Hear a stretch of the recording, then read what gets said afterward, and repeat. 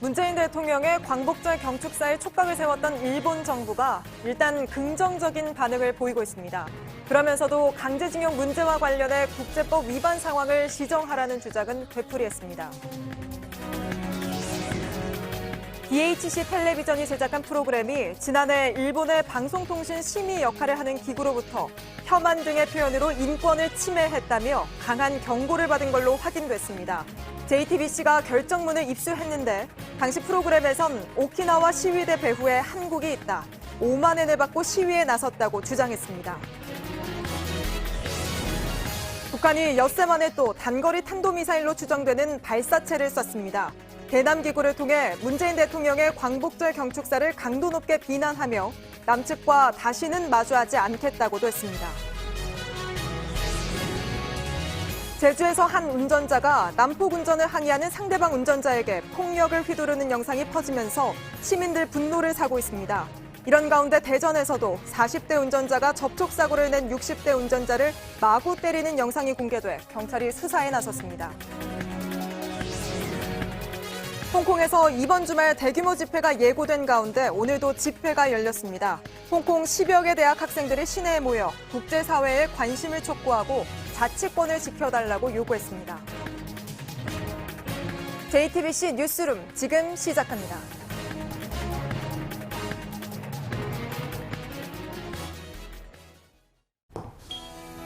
공기청정기가 도로 위로 내일을 바꾸는 현대수소 전기차. 문재인 대통령의 광복절 경축사에 촉각을 곤두세웠던 일본 정부가 일단 지금 긍정적인 반응을 내놓고 있습니다.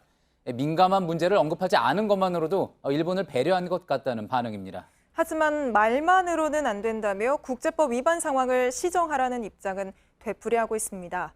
수출 규제가 강제징용에 대한 보복이라는 걸 스스로 입증하는 셈인데요. 당분간 확전은 없지만 해결의 실마리를 찾기도 쉽지 않아 보입니다. 먼저 청와대 연결해 보겠습니다. 심수미 기자가 연결돼 있습니다. 심 기자, 한일 관계에서 이제 가장 중요한 분수령이 될 거라고 봤던 게 한일 군사정보보호협정, 즉 지소미아의 연장 여부 아닙니까? 기한이 오는 24일인데 혹시 어느 방향으로 결정이 될지 가닥이 잡혔습니까? 네, 청와대는 안보실과 정책실 또 정무라인까지 의견을 모아서 지소미아를 유지하거나 또 파기했을 경우에 따르는 다양한 이해득실을 검토하고 있습니다. 청와대 관계자는 아직 결정이 나지 않았다. 국익 차원에서 결정을 할 것이라는 기존 입장에 변함이 없다고 말했습니다. 다음 주 후반께에나 윤곽이 잡힐 전망입니다. 그러면 청와대가 결정을 내릴 때 어떤 변수들이 혹시 영향을 미칠 수 있을까요? 네, 가장 큰 관건은 일본의 움직임입니다. 문 대통령은 어제 경축사를 통해 일본을 정면으로 비판하는 대신에 대화와 협력의 길로 나오라고 제안을 했습니다. 일본이 여기에 화답할지를 일단 기다려본다는 겁니다. 또 하나의 변수는 미국인데요. 사실상 지소미아가 이 한미 동맹에서도 중요한 비중을 차지하는 만큼 일본이 변화된 입장을 보이지 않더라도 우리 정부가 먼저 지소미아를 폐기하는 게 조금 부담될 수 있습니다. 일각에서는 이 때문에 24일이 지나 이 지소미아가 자동 연장이 된다고 하더라도 정보 공유를 대폭 줄여서 사실상 파기나 다름없는 상태로 만들자는 의견도 나오고 있습니다. 이제 바로 뒤에 도쿄를 연결해서 자세한 내용 알아볼 텐데요. 일단 고노다로 일본 외무상은 문 대통령에 대해서 비판적인 목소리를 냈습니다. 혹시 이와 관련한 정부 반응이 나왔습니까? 네, 외교부 차원에서 양국 관계에 도움이 되지 않는다면서 유감을 표시했습니다. 특히 일개 장관이 상대국 국가 원수를 거론하는 것 자체가 외교 관례에 맞지 않다고 지적했습니다. 청와대는 직접 대응은 자제하는 분위기입니다. 지소미아를 연장할지 결정을 하게 되는 같은 날 24일에 G7 정상회의도 열립니다. 한국은 회원국이 아니어서 여기에서 지금 아베 총리가 어떤 이야기를 할지도 중요하게 될 텐데요. 우리 정부가 이와 관련해서 준비를 하고 있겠죠? 네, 말씀하신 대로 주요 7개국을 뜻하는 이 G7 정상회의에는 일본 아베 총리도 참석을 합니다. 윤강현 외교부 경제외교조정관은 어제 프랑스에 이어서 오늘은 영국 당국자를 만나서 일본 조치의 부당성을 설명하고 이 G7의 논의가 일본 측 주장에 기울어지지 않게 해달라고 당부를 했습니다. 윤순구 외교부 차관보도 어제 이탈리아를 찾아 같은 업무를 했고 독일과 유럽연합을 연이어 방문할 예정입니다. 어제 대통령 경축사가 대화를 통한 해결에 방점이 찍힌 만큼 이런 우리의 입장을 국제사회에 적극 알려서 일본을 압박할 걸로 보입니다. 예, 청와대에서 심수미 기자였습니다. 자, 이번에는 도쿄 연결해 보겠습니다. 윤서령 특파원, 어제 이제 문재인 대통령의 광복절 축사에 대해서 일본 정부의 반응은 어떻습니까? 네, 일본 정부는 이 한국 정부의 분위기가 대립에서 수습 국면으로 바뀌고 있다고 보고 있습니다. 제가 만난 일본 정부 관계자는 강제징용 문제나 위안부를 언급하지 않은 것만으로도 일본을 상당히 배려한 것 같다라고 말했습니다. 일본이 대화와 협력의 길로 나선다면 기꺼이 손을 잡겠다라고 한 발언이 일본의 행동을 전제로는 하고 있지만 이 가해자의 적반하장 같은 지난 문 대통령의 발언과 비교해 봤을 때 크게 달라졌다고 평가하고 있습니다. 예, 지금 윤 특파원의 이야기대로라면 문 대통령의 발언에 대해서 긍정적으로 평가를 하고 있는 그런 모습인데 하지만 동시에 다른 기류도 감지가 되고 있다고 하죠. 네, 오늘 마이니치 신문에는 이 연설 한 번으로 달라지는 건 없다라는 외무성 간부 발언이 실렸습니다. 이 한국 정부가 강제징용 문제에 대해서 어떻게 구체적인 조치를 취하는지 지켜보겠다는 겁니다. 고노타로 외무상은 문 대통령이 국제법 위반 사항을 시정할 리더십을 보여주기 바란다라고 말했습니다. 이번 수출 규제 사태의 본질이 강제징용 재판이라는 점을 스스로 드러낸 셈입니다. 그러면서 결국은 또 이 한국이 국내에서 정리할 문제라면서 공을 한국 측에 또 넘긴 겁니다. 예. 그러면서 일본 언론들은 이 문 대통령 발언의 수위가 낮아진 배경이 어떤 경제적인 이유 때문이다 이런 분석을 하고 있다면서요? 네, 일본 언론들은 이 한일 관계 악화가 경제적인 부담으로도 작용하기 시작했다라는 자체적인 분석을 내놨습니다. 일본 제품 불매 운동이 확대된 것이 이 소비 위축, 또 고용 감소 등 한국 내수 시장에도 영향을 주기 때문에 문 대통령이 수위 조절을 한 것이다 이렇게 분석을 한 겁니다. 향후 반도체 소재 부품 수입이 까다로워질 경우 우리 주력 산업에도 영향을 줄 수 있기 때문에 이렇게 한 것이다라는 분석입니다. 예. 어디까지나 일본 언론의 분석인 거고요. 다음 주 한중일 외교장관 회의가 중국에서 열립니다. 여기에서 어떤 대화의 접점을 찾을 수가 있을까요? 네, 일본은 현재 조율 중인 한일 외교장관 회담을 주목하고 있습니다. 여기서 두 장관이 만나면 외교적 해결을 통한 접근이 어느 정도 눈에 들어오지 않겠느냐 이런 전망을 하고 있는 겁니다. 하지만 우리 정부가 일본 측을 배려했다라는 점은 일본 정부도 스스로 인정을 하고 있으면서도 계속해서 이렇게 강제징용 문제에 대한 조치를 일방적으로 한국 측에만 요구를 할 경우에는 이 접점을 찾기가 쉽지 않은 상황으로 보입니다. 예. 잘 들었습니다. 도쿄에서 윤서령 특파원이었습니다. 일본산 석탄재를 비롯해 우리나라로 수입되는 폐기물에 대한 방사능 안전 문제 계속 우려가 커지고 있습니다. 정부가 오늘 석탄재뿐만 아니라 일본에서 들여오는 플라스틱 폐기물 같은 품목도 안전 점검을 강화하기로 했습니다. 박상욱 기자입니다. 방사능 검사가 강화되는 수입 폐기물은 타이어와 플라스틱, 배터리입니다. 사실상 수입 폐기물 전체에 대한 안전검사가 강해지는 겁니다. 석 달에 한 번이었던 방사능 중금속 검사를 매달 실시하고 위반 사례가 나오면 반출 명령 같은 강력한 조치가 내려집니다.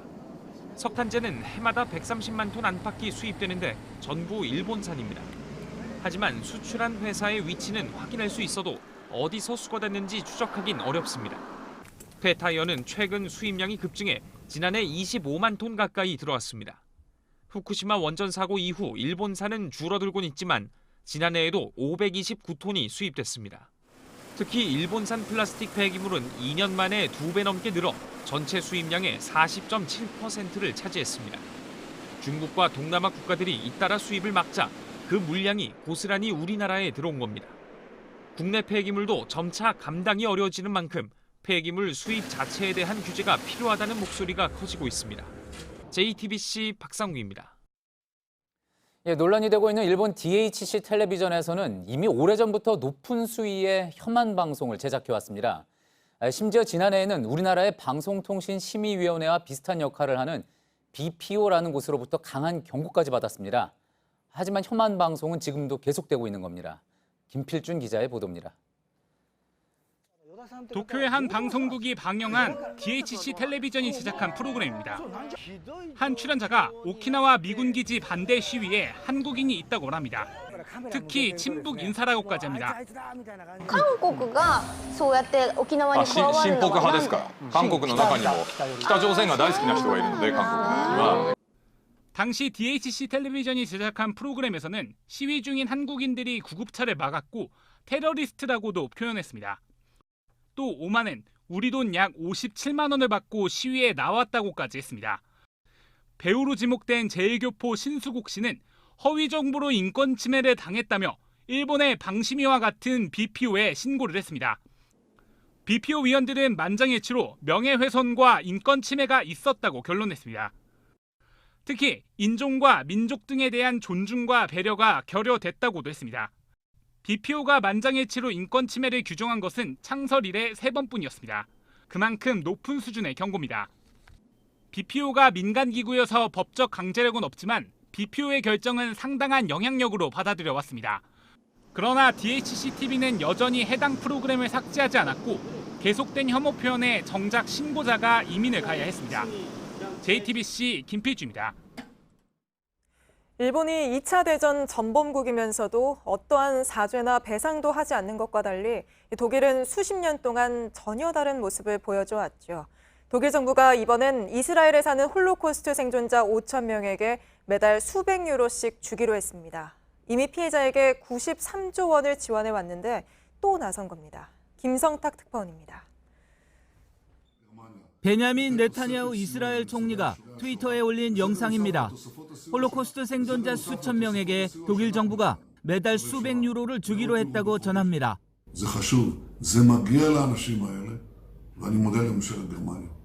이스라엘엔 홀로코스트 생존자 21만여 명이 있습니다.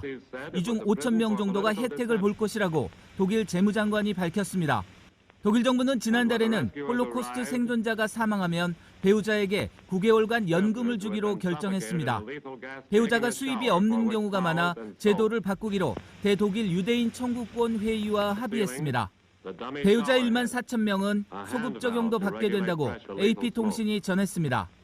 독일은 1952년 이후 홀로코스트 피해자에게 연금이나 사회복지비 등으로 약 93조 원을 지원했습니다. 지도자들의 과거사에 대한 사과도 그치지 않습니다. 1970년 빌리 브란트 서독 총리는 폴란드 유대인 희생비 앞에서 무릎을 꿇었습니다. 앙겔라 메르켈 총리는 다음 달 1일 바르샤바에서 열리는 2차 세계대전 발발 80주년 기념식에 갑니다. 그는 희생자와 우리 자신과 미래 세대를 위해 과거를 기억하겠다고 말해왔습니다. 런던에서 JTBC 김성탁입니다.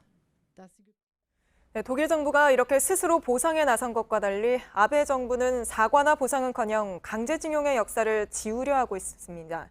일제강점기 시절 강제징용된 한국인들이 모여 살던 우리의 아픈 역사를 간직한 우토로 마을도 철거되고 있는데요.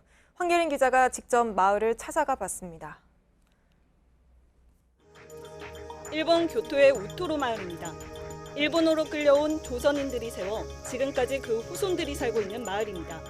이런 만큼 주민들은 강제징용 배상을 거부하며 수출 규제까지 하는 일본 정부에 대해 목소리를 높였습니다.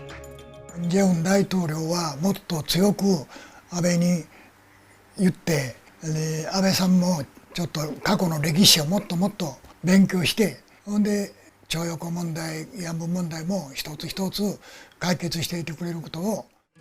사실 아베 정부는 우토로 마을에서도 강제징용의 역사를 지우려고 하고 있습니다. 주민들을 강제 퇴거시키고 강제징용 조선인들이 세운 건물을 모두 철거하려고 하는 겁니다. 벌써 3분의 2나 철거된 우토로 마을 앞입니다. 앞으로 2, 3년 안에 모두 사라집니다. 이 때문에 강제징용의 흔적이 모두 없어지기 전에 직접 보고 느끼려는 발길이 이어지고 있습니다. 우토로가 아무리 일본에 있어도 어느 반면에서 봤을 때는 저희 나라라고도 생각하고 그래서 이번 기회에 오면서 친구들한테 더 알리고 싶고 아베 정부의 비판적인 우토로 주민들도 한일 민간 교류마저 끊어지는 건 우려합니다. 政治だけのね話し合いして民間人まで引きずったらあかんというこれ大きなことになっちゃうから 우토로 마을의 마지막으로 남은 강제징용자의 숙소입니다. 바로 이곳에서 잠에 들었던 건데요. 마을 사람들은 철거 직전까지 이곳을 보존할 계획입니다. 우토로 마을에서 JTBC 황예린입니다. 미국 워싱턴에 도착하고도 임시 거처에 머물던 평화의 소녀상이 광복절을 맞아 3년 만에 나들이를 했습니다. 일본 대사관 앞에선 소녀상이 지켜보는 가운데 일본에 항의하는 집회도 열렸는데요. 워싱턴에서 임종주 특파원이 보도합니다. 평화의 소녀상 위로 워싱턴의 밝은 햇빛이 내리쬐입니다. 오랜만에 시내 나들입니다. 일본 대사관 앞에 도착하자 항의 집회가 시작됐습니다.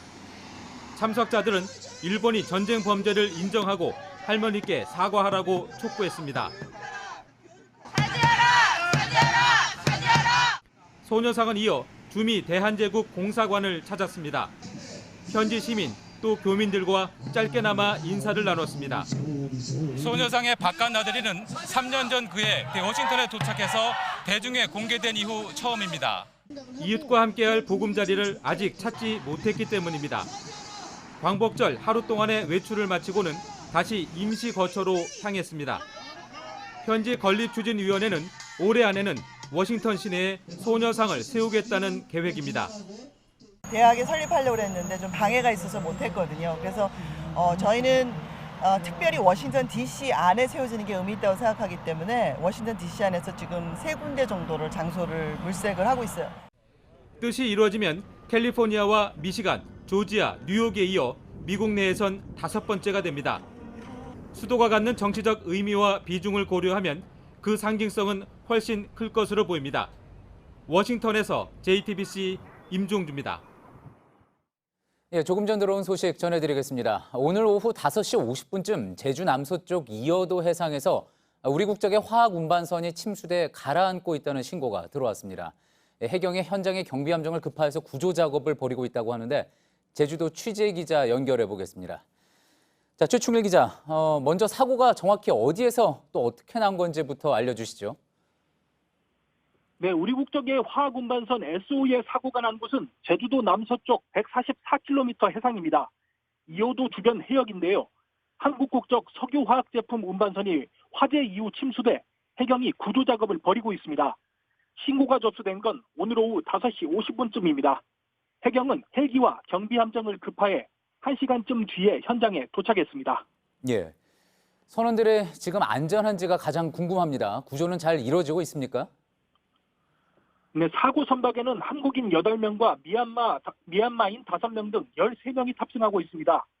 해경은 먼저 화상을 입은 미얀마인 L씨를 비롯해 4명을 구조한 뒤 지금도 계속해서 인명 구조 작업을 벌이고 있습니다. 해경에 따르면 아직까지 인명 피해는 없는 것으로 전해지고 있습니다. 정확한 구조 현황은 좀 더 파악을 해봐야 될 것 같습니다.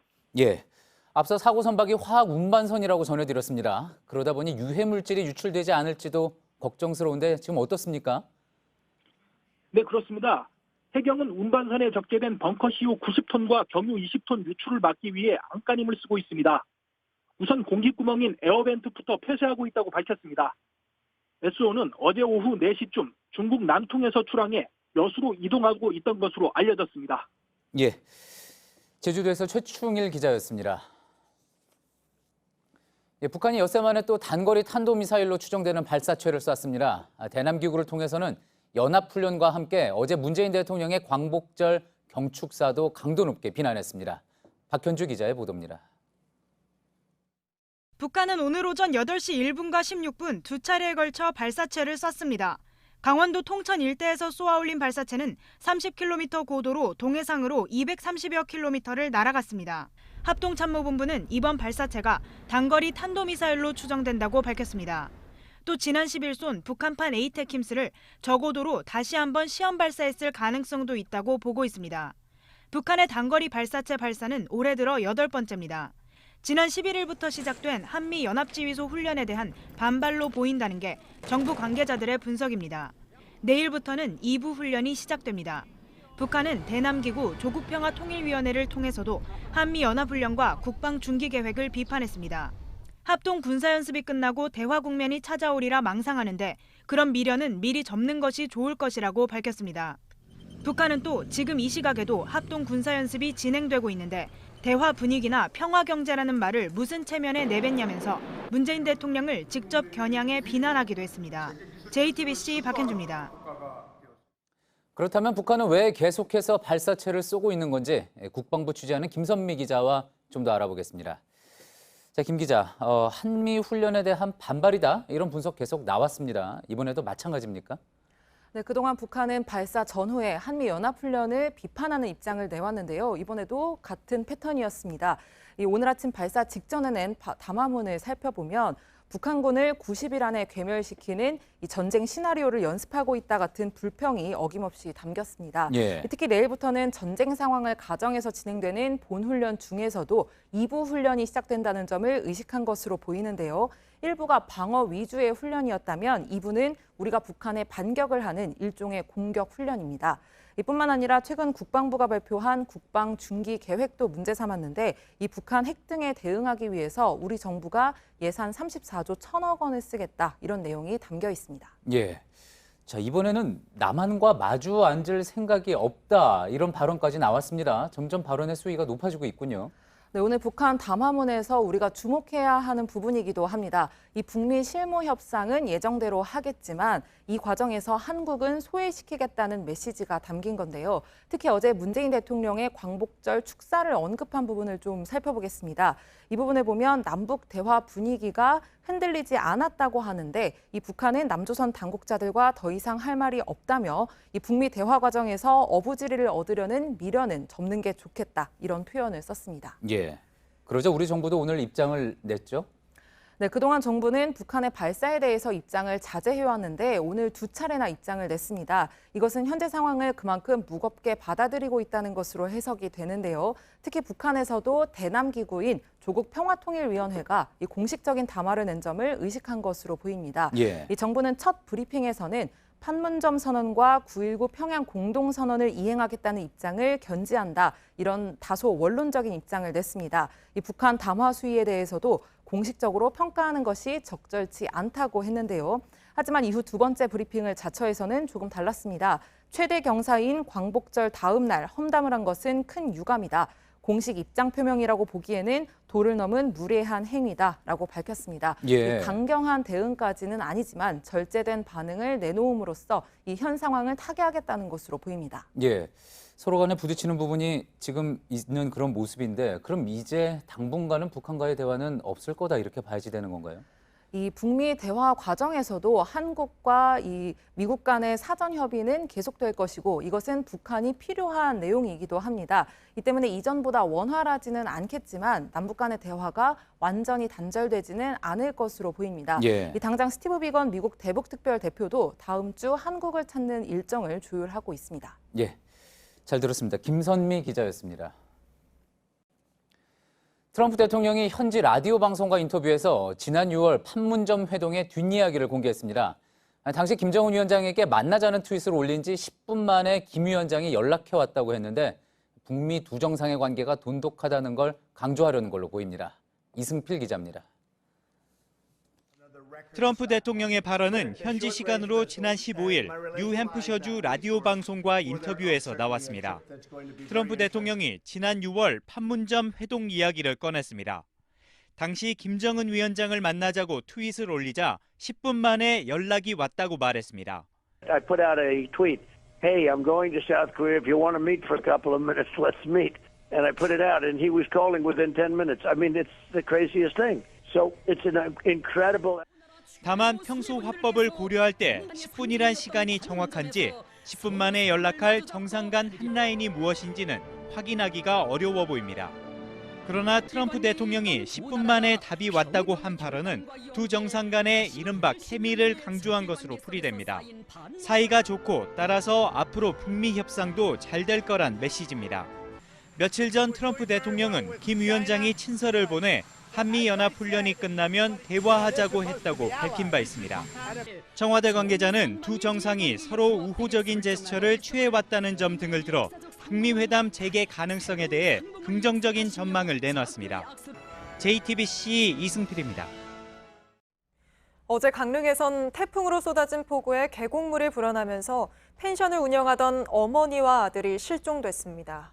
계곡물이 불어나기 전에 평상을 치우러 갔다가 돌아오지 못한 건데 어머니는 오늘 숨진 채 발견됐지만 아들은 아직 찾지 못하고 있습니다.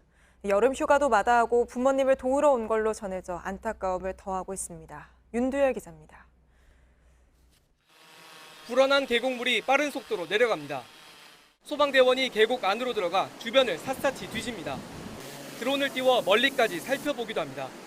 어젯밤 9시쯤 강원도 강릉의 한 펜션에서 낮에 나간 어머니와 아들이 돌아오지 않는다는 신고가 들어왔습니다. 계곡물이 불어나기 전 평상을 치운다며 나갔다가 소식이 끊긴 겁니다. 폭우가 오던 때입니다. 오늘 오전 7시 반쯤 결국 어머니는 2km 떨어진 계곡 아래에서 숨진 채 발견됐습니다. 30대 아들은 아직 발견되지 않았습니다. 나이가 많으시니까 남동생이 요즘에 같이 나가고 그냥 여름휴가 안 쓰고 엄마 아빠 데리고 소방당국은 계곡 하류에 있는 저수지에서도 실종자를 찾고 있습니다. 불어난 계곡물 위를 아슬아슬하게 건넙니다. 어제 경북 경주의 한 계곡에 고립됐던 등산객 4명이 구조되는 등 이번 태풍으로 모두 36명이 고립됐다 구조됐습니다. 어제 오후 경북 영천에선 빗길에 미끄러진 트럭 2대가 부딪혀 1명이 숨지고 1명이 크게 다쳤습니다. 태풍은 물러갔지만 내일도 비가 오락가락 올 예정입니다. 양이 많지 않아 낮엔 후텁지근하겠습니다. JTBC 윤두열입니다. 제주에 온 한 피서객이 남포군전에 항해하다가 아내와 어린 2 자녀들이 보는 앞에서 폭행을 당했습니다. 블랙박스 영상이 공개되자 시민들 분노가 청와대 국민청원으로까지 이어졌는데요.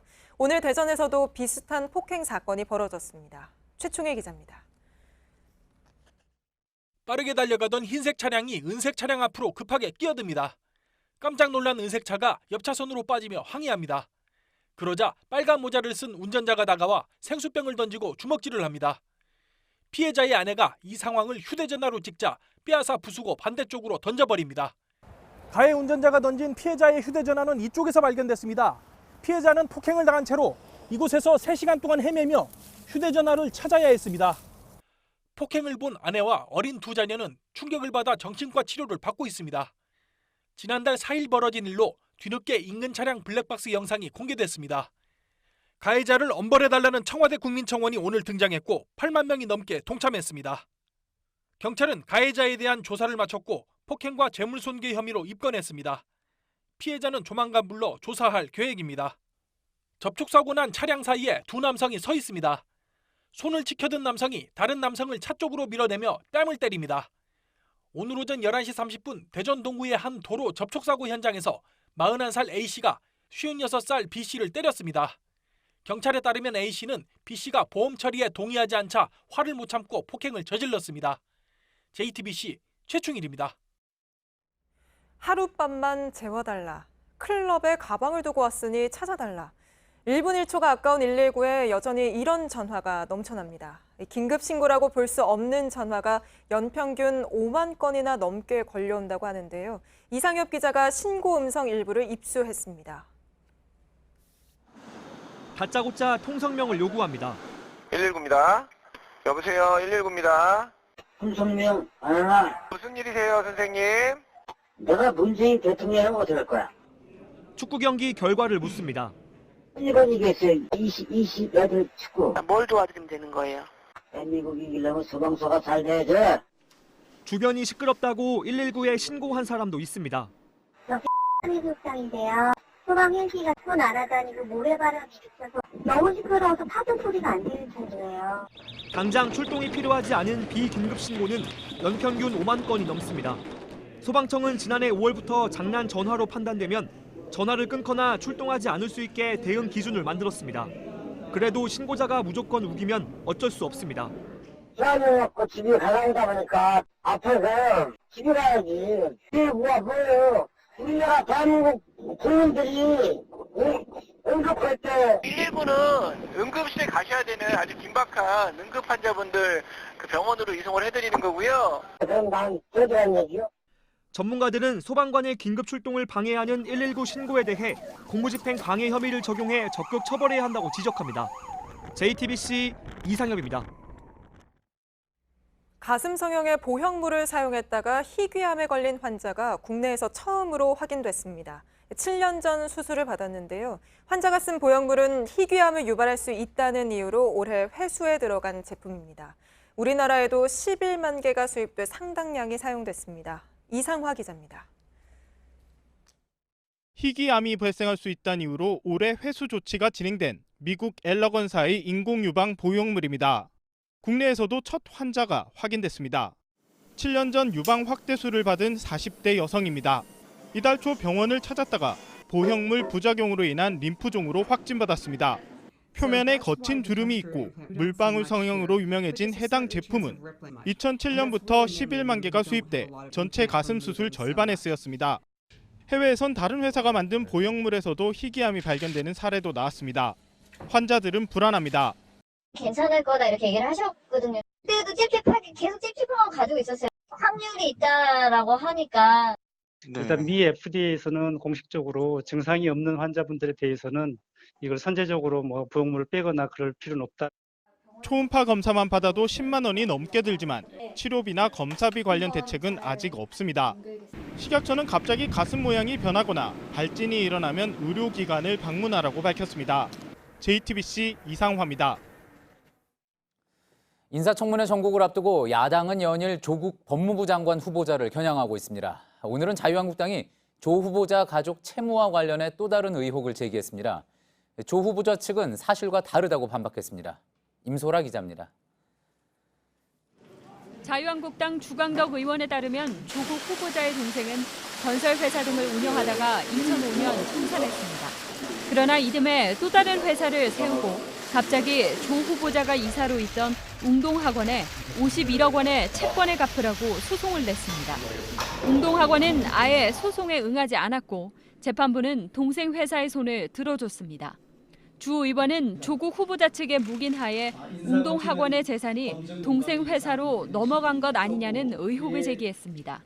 웅동학원 측에서 이 51억 얼마의 전액이나 상당한 금액이 지급됐다면 이것은 최악의 모랄 해저드가 아닌가. 조 후보 측은 당시 웅동학원이 동생 회사에 돈을 지급한 일이 없다고 반박했습니다. 주 의원은 또 동생이 공기업인 기술신용보증기금에 갚아야 할 42억 원의 연대보증 채무가 있는데 이 돈을 갚지 않기 위해 위장 이혼을 했다고도 주장했습니다. 그러나 청문회 준비단 측은 위장 이혼설은 사실 무근이라고 반박했습니다. 조 후보자의 부인과 자녀가 신고된 재산보다 많은 74억 원을 사모펀드에 투자하기로 한 부분도 의혹 제기가 이어졌습니다.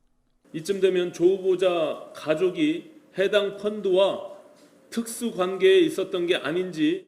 오늘 해당 펀드사 대표는 조 후보자 측으로부터 실제 투자금은 10억 원 가량이라는 걸 처음부터 분명히 통보받았다고 해명했습니다. 후보자 측이 투자한 사모펀드 운용사 코링크 프라이빗 에쿼티는 지난 2016년 설립됐습니다. JTBC 취재진이 오늘 펀드사의 주소로 찾아가 봤지만 현재 다른 회사 간판이 걸려 있습니다. 조 후보 측은 제기된 의혹들에 대해서는 청문회를 통해 상세히 소명한다는 입장입니다. JTBC 임소라입니다. 홍콩에서는 오늘도 범죄인 인도 법안에 반대하는 시위가 이어지고 있습니다. 주말 대규모 집회를 앞두고 긴장감이 높아지고 있는데요.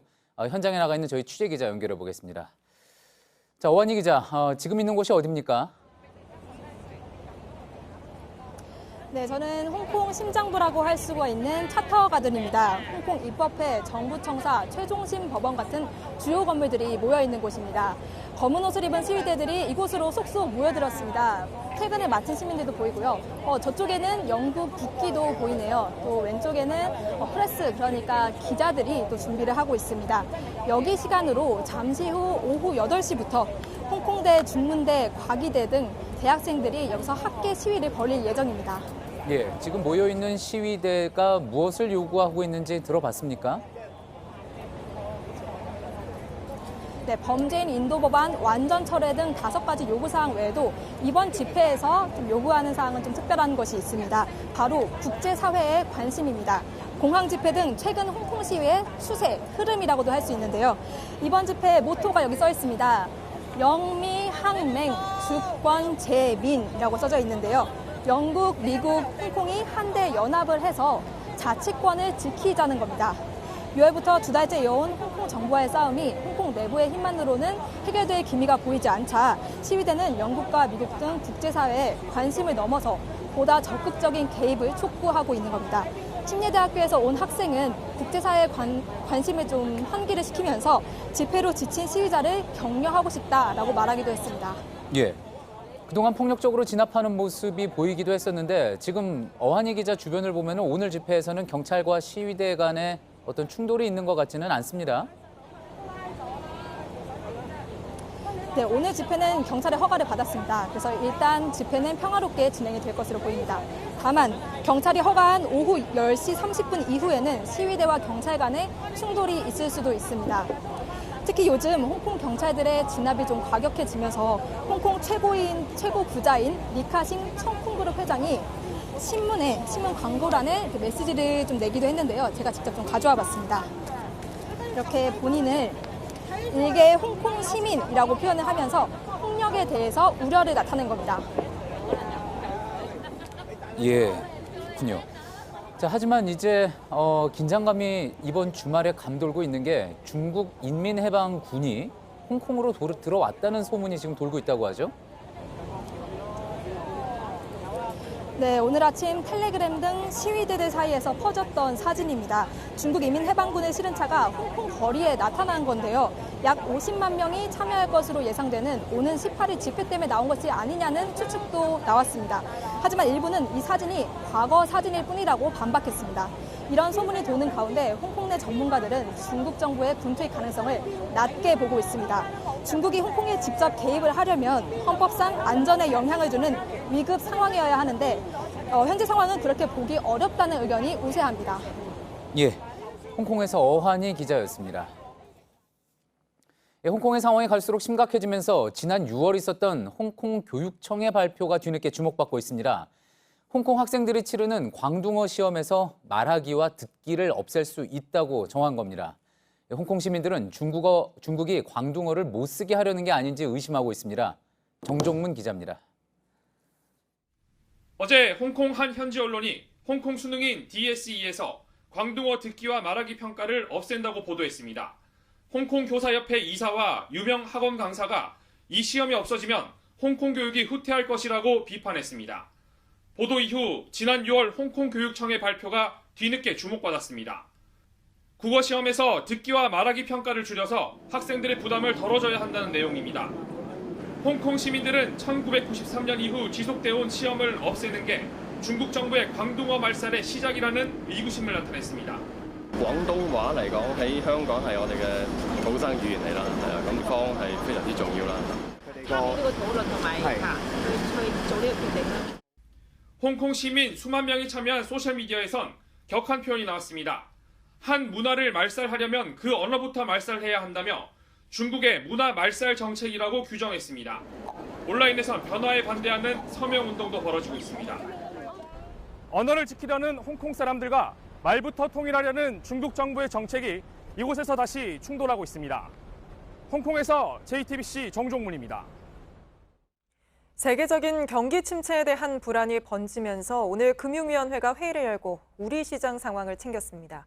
만기가 10년인 미국 장기 국채 금리가 2년짜리 국채보다 더 떨어졌기 때문인데요. 이게 어떤 상황인지 이세누리 기자가 풀어드립니다. 이틀 전 미국 증시가 3%대로 폭락했습니다. 10년짜리 국채 금리가 1.623%까지 떨어져 2년짜리 국채 금리를 밑도는 순간 경기 침체가 다가오고 있다는 불안감이 퍼졌습니다. 장기 금리가 단기보다 더 떨어진 건 글로벌 금융위기 이후 12년 만입니다. 보통은 장기 금리가 단기보다 높습니다. 돈을 돌려받는데 더 많은 시간이 걸리고 투자 위험도 크기 때문입니다.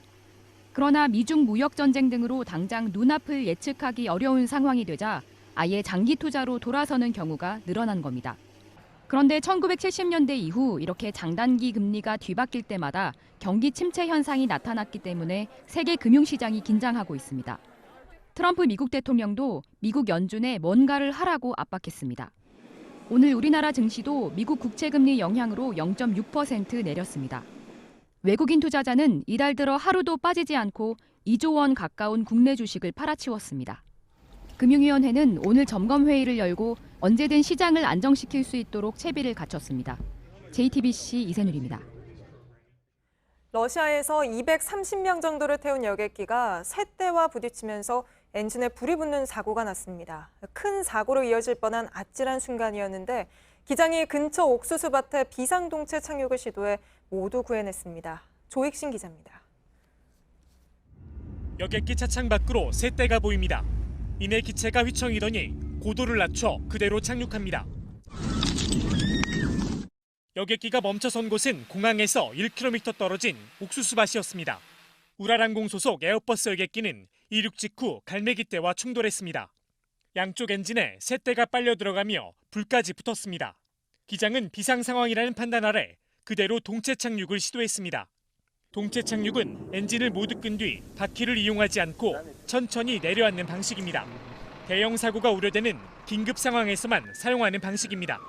Там у нас, в принципе, гробовая тишина была. Все просто ждали своей участи. Резкий удар о землю, когда вот... Ну, я просто держала маленького ребенка, потому что вес небольшой, я боялась, что там ее трясти. 착륙 과정에서 70여 명이 다쳤지만 사망자는 없었습니다. 러시아 언론은 기장을 영웅이라고 치켜세웠습니다. 새 대와 비행기가 충돌하는 사고는 해마다 10,000건 정도가 발생합니다. 하지만 추락까지 이어지는 경우는 드뭅니다. 지난 2009년 여객기가 새 대와 충돌해 뉴욕 허드슨강에 비상 착륙한 적이 있습니다. 당시에도 사망자가 발생하지 않아 허드슨강의 기적으로 불렸습니다. JTBC 조익신입니다. 중국 베이징에서 9억 원이 넘는 롤스로이스 차량 주인이 병원 응급 통로를 막아놓고는 경찰에 소리를 지르는 영상이 공개됐습니다. 이 영상이 퍼져나가면서 중국 네티즌들의 큰 분노를 샀는데 이 차량 번호판이 특권층을 상징하는 권력기관용으로 알려지면서 논란은 더 커지고 있습니다. 베이징에서 신경진 특파원입니다. 지난 14일 베이징의 한 산부인과 병원입니다.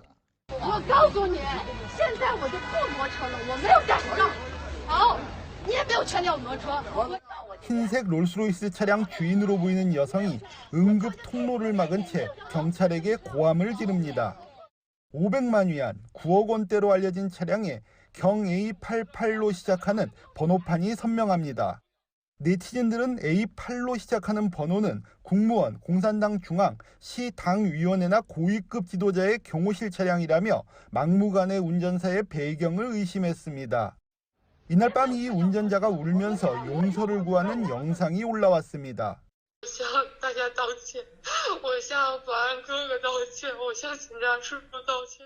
베이징 차오양구 경찰은 어젯밤 공식 웨이보를 통해 치안관리 처벌법에 따라 산모 씨를 행정구류 5일형에 처했으며 번호판 문제는 추가 조사 중이라고 밝혔습니다.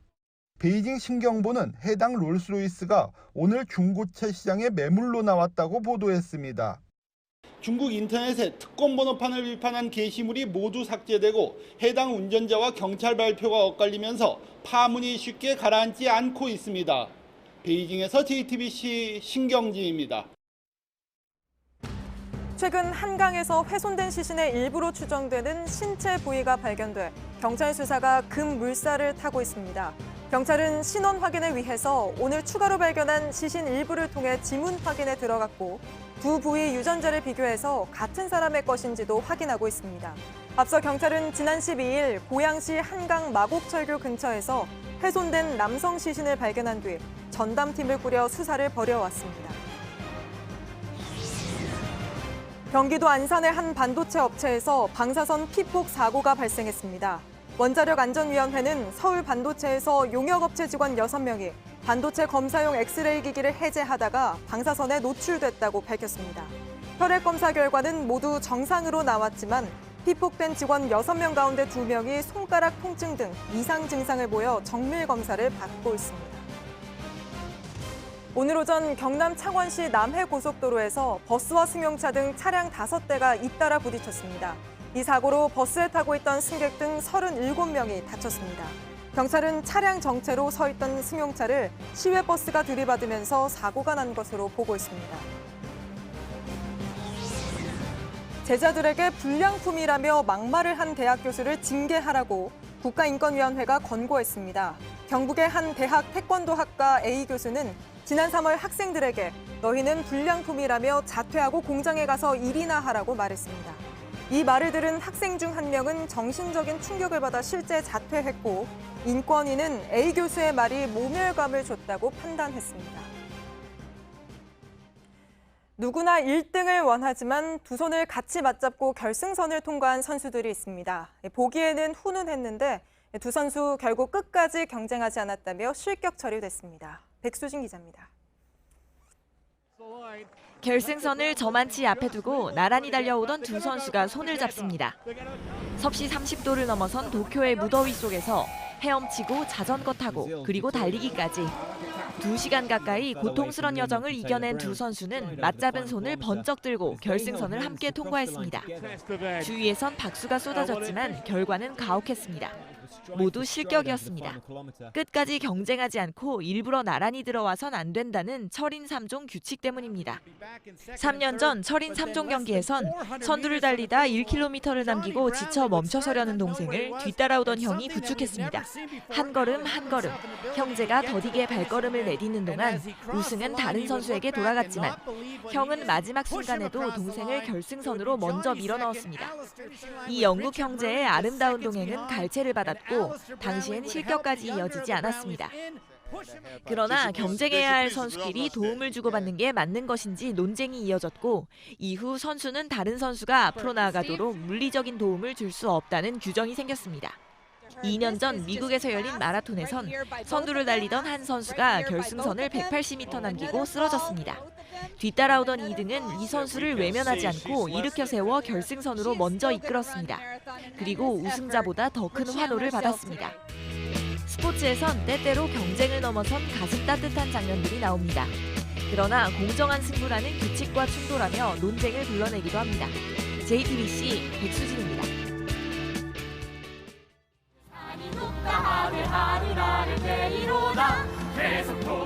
네, 교과서에 나왔던 시조죠. 한 번쯤은 소리 높여 읽어봤던 구절이기도 한데요. 글자 수까지 딱 맞춰 쓰여진 정형시.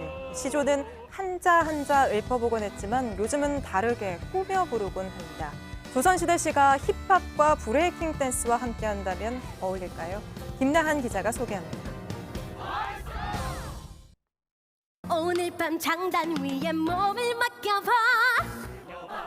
비트라는 말을 장단으로 바꿔서 운을 떼더니 우리가 들어봤던 옛 시조는 이렇게 바꿔 부릅니다. 이 몸이 죽고 죽어 100번 고쳐 죽어. 힙합에서 으스대듯 자신을 드러낼 때 쓰는 스웨그란 말을 우스꽝스럽게 활용하기도 합니다. 전에 새도간에 핏줄내 조상님 이놈들과 뿌리가 다른 나무의 수액. 조선시대의 노래였던 시조를 읊어보는 것을 틀어막자 이를 되찾기 위해 나선 백성들의 이야기. 이 창작 뮤지컬에선 시조가 힙합과 만났습니다. 청산리 벽계수야 거세 물살 자랑 마라. 교과서 속 익숙한 시조, 글자 수도 제한된 정형시지만 근엄하게 읊조리기보다는 그 가사에 빠른 리듬을 얹었더니 느낌이 또 달라졌습니다. 덩달아 신나는 춤도 곁들였습니다. 랩처럼 부르는 시조는 관객들이 함께 따라 부르는 풍경도 만들어냈습니다. 새벽녘 늙은 신선이 밝은 달을 부르며 조선시대 시인 허난설원이 남긴 시도 무대에서 되살아났습니다. 훌륭한 문장을 뽐냈지만 시대에 갇혀 꿈을 제대로 지피지 못했던 삶. 이제야 그 이야기는 노래로 또 춤으로 만들어져 우리 곁으로 찾아왔습니다. JTBC 김나한입니다.